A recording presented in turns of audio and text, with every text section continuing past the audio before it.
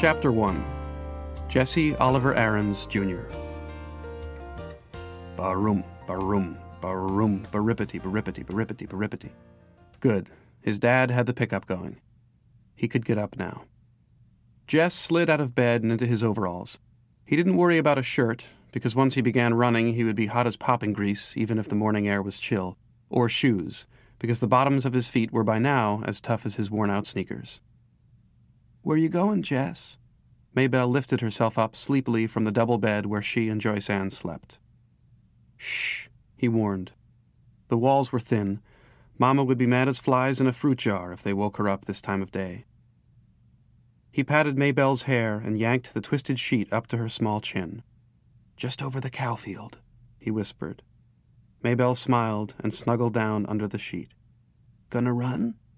"Maybe." Of course he was going to run. He had gotten up early every day all summer to run. He figured if he worked at it, and Lord had he worked, he could be the fastest runner in the 5th grade when school opened up. He had to be the fastest. Not one of the fastest or next to the fastest, but the fastest. The very best. He tiptoed out of the house. The place was so rattly that it screeched whenever you put your foot down, but Jess had found that if you tiptoed, it gave only a low moan, and he could usually get outdoors without waking Mama or Ellie or Brenda or Joyce Ann. Maybelle was another matter.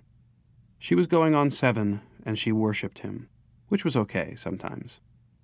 When you were the only boy smashed between 4 sisters, and the older 2 had despised you ever since you stopped letting them dress you up and wheel you around in their rusty old doll carriage, and the littlest one cried if you looked at her cross-eyed, it was nice to have somebody who worshipped you, even if it got unhandy sometimes. He began to trot across the yard. His breath was coming out in little puffs, cold for August, but it was early yet. By noontime, when his mom would have him out working, it would be hot enough. Miss Bessie stared at him sleepily as he climbed across the scrap heap, over the fence, and into the cow field. "Moo," she said, looking for all the world like another Maybelle with her big, brown, droopy eyes. "Hey, Miss Bessie," Jess said soothingly. "Just go on back to sleep." Miss Bessie strolled over to a greenish patch. Most of the field was brown and dry, and yanked up a mouthful. "That a girl. Just eat your breakfast. Don't pay me no mind." He always started at the northwest corner of the field, crouched over like the runners he had seen on Wide World of Sports. "Bang," he said, and took off flying around the cow field. Miss Bessie strolled toward the center, still following him with her droopy eyes, chewing slowly. She didn't look very smart, even for a cow, but she was plenty bright enough to get out of Jess's way. His straw-colored hair flapped hard against his forehead, and his arms and legs flew out every which way. He had never learned to run properly, but he was long-legged for a 10-year-old, and no one had more grit than he. Lark Creek Elementary was short on everything, especially athletic equipment, so all the balls went to the upper grades at recess time after lunch. Even if a 5th grader started out the period with a ball, it was sure to be in the hands of a 6th or 7th grader before the hour was half over. The older boys always took the dry center of the upper field for their ball games, while the girls claimed the small top section for hopscotch and jump rope and hanging around talking. So the lower grade boys had started this running thing. They would all line up on the far side of the lower field, where it was either muddy or deep, crusty ruts. Earl Watson, who was no good at running but had a big mouth, would yell, "Bang!" and they'd race to a line they'd towed across at the other end. One time last year, Jesse had won. Not just the first heat, but the whole shebang. Only once.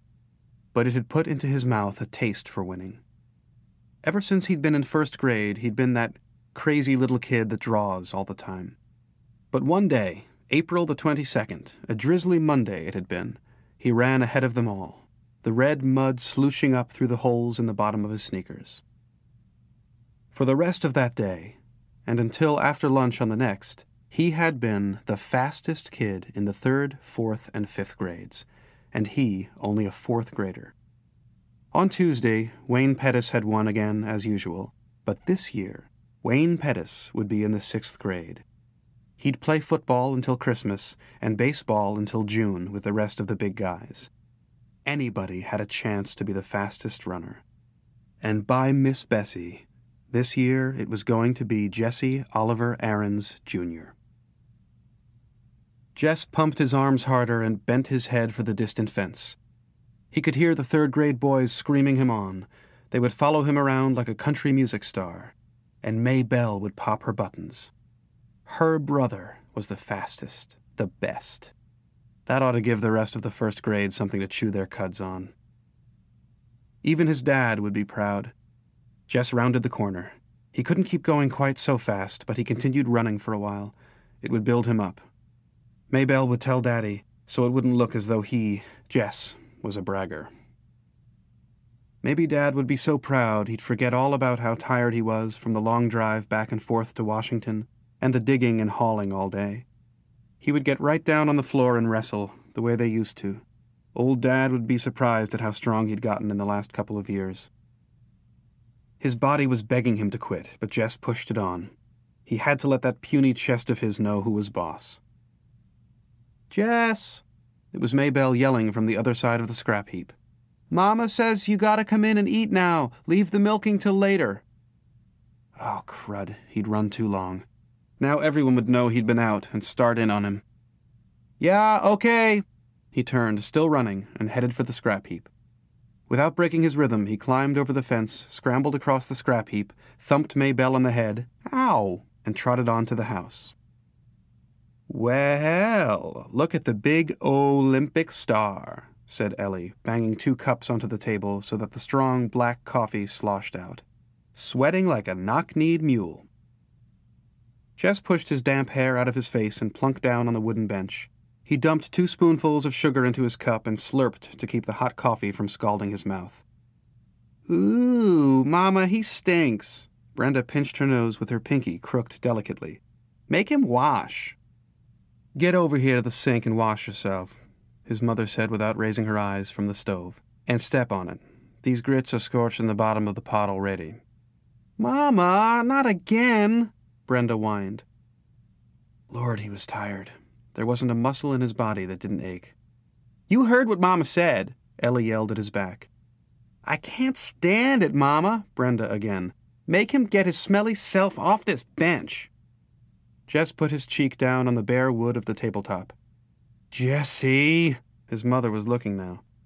"And put on a shirt." "Yes'm." He dragged himself to the sink.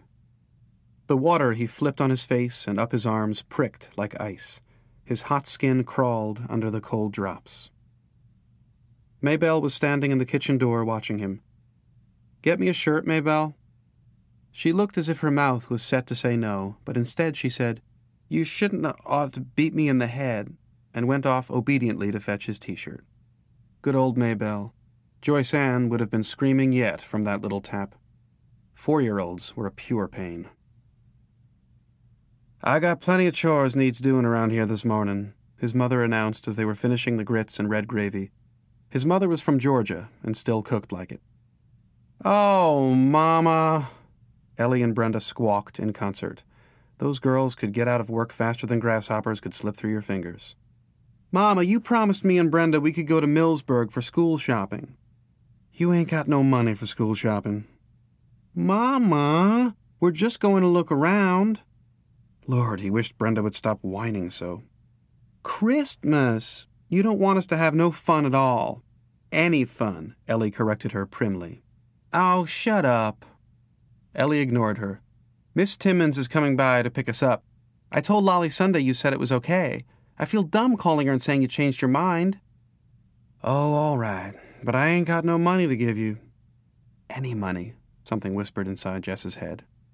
"I know, Mama. We'll just take the $5 Daddy promised us. No more than that." "What $5? "Oh, Mama, you remember." Ellie's voice was sweeter than a melted Mars bar. "Daddy said last week we girls were going to have something for school." "I'll take it," his mother said angrily, reaching for her cracked vinyl purse on the shelf above the stove. She counted out 5 wrinkled bills. "Mama," Brenda was starting again, "can't we have just one more, so it'll be 3 each?" "No." "Mama, you can't buy nothing for $2.50. Just one little pack of notebook paper's gone up to—" "No." Ellie got up noisily and began to clear the table. "Your turn to wash, Brenda," she said loudly. "Ow, Ellie." Ellie jabbed her with a spoon. Jessie saw that look. Brenda shut up her wine halfway out of her rose-luster lipsticked mouth. She wasn't as smart as Ellie, but even she knew not to push Mama too far.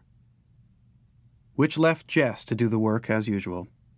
Mama never sent the babies out to help, although if he worked it right, he could usually get Maybelle to do something. He put his head down on the table. The running had done him in this morning. Through his top ear came the sound of the Timmins' old Buick. "Wants oil," his dad would say, and the happy buzz of voices outside the screen door as Ellie and Brenda squashed in among the 7 Timmonses. "All right, Jessie, get your lazy self off that bench. Miss Bessie's bag is probably dragging ground by now, and you still got beans to pick." Lazy. He was the lazy one. He gave his poor dead weight of a head 1 minute more on the tabletop. "Jessie." "Okay, Mama, I'm going." It was Maybelle who came to tell him in the bean patch that people were moving into the old Perkins place down on the next farm. Jessie wiped his hair out of his eyes and squinted. Sure enough, a U-Haul was parked right by the door, one of those big jointed ones. These people had a lot of junk. But they wouldn't last. The Perkins place was one of those ratty old country houses you moved into because you had no decent place to go and moved out of as quickly as you could. He thought later how peculiar it was, that here was probably the biggest thing in his life, and he had shrugged it off as nothing. The flies were buzzing around his sweating face and shoulders. He dropped the beans into the bucket and swatted with both hands. "Get me my shirt, Maybelle." The flies were more important than any U-Haul. Maybelle jogged to the end of the row and picked up his T-shirt from where it had been discarded earlier. She walked back holding it with 2 fingers way out in front of her. "Ooh, it stinks," she said, just as Brenda would have. "Shut up," he said, and grabbed the shirt away from her.